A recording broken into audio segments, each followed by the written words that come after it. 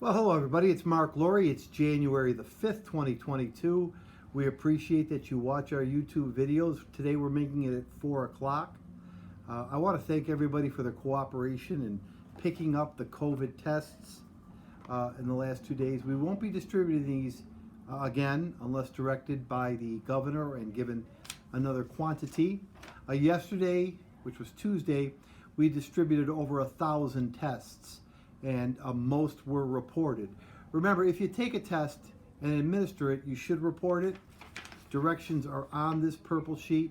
If the test result is negative, you stop right there. If it's positive, there is a additional set of questions that takes you to the Niagara County website that gets reported to the county health department and ultimately comes back to us.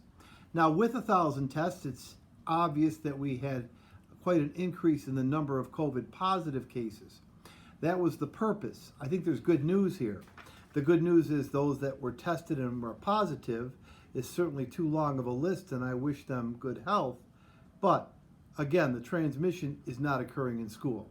We were able to prevent students and staff who may have been asymptomatic or positive from being in school and sharing the spread of COVID.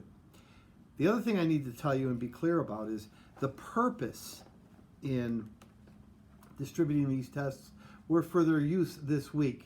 Now, if you took a test, and we appreciate that you only took what you needed, you should administer it this week. For some reason, you have a test and no one is feeling ill, no one is showing any signs, that's okay. We would ask that you use these tests as quickly thereafter as possible. There is an expiration date.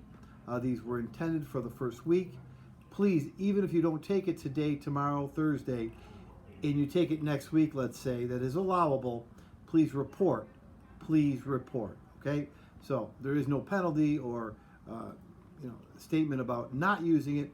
Should be used if you're feeling that you're not well, or even if you're not sure. But please put these to use. They're valuable. We expect they to be used for the purpose they were given out. We don't have any immediate plans to do this again. It is really at the behest of the governor that we did this, and I want to thank our schools, our administrators, for the seamless way in which they were distributed. We appreciate you.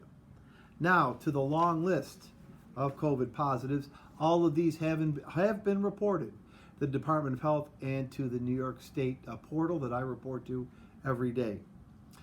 We wish everyone a speedy recovery. 79th Street had a staff member and 6 students.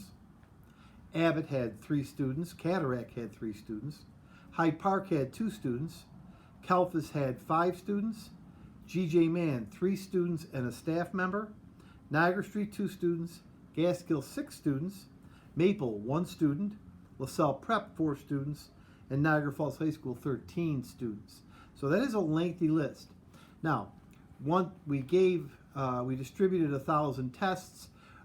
They weren't all used. However, our rate of COVID positive nearly mirrors the rate in Niagara County. So we're not better, but we're not worse. We're doing about what the rest of the county is doing, just to give you a global sense. And again, I reiterate, while not an epidemiologist, I am fairly assured that these COVID cases were not transferred or transmitted to someone else in school. If your child is sick, whether you have a test or not, please keep them home. Take care. Call your primary care physician. Every Monday and Tuesday, we offer testing between 1:30 and 5:30 here at the Board of Education. This testing is specifically for staff, students, and families of Niagara Falls School District. Staff, students, and families of Niagara Falls School District. We also accept staff and families from other school districts. Unfortunately, this is not a community testing site. We ask you in the future to go to the Niagara County Department of Health website and sign up for an appointment. This will allow you to bypass, which has been a very long line this week.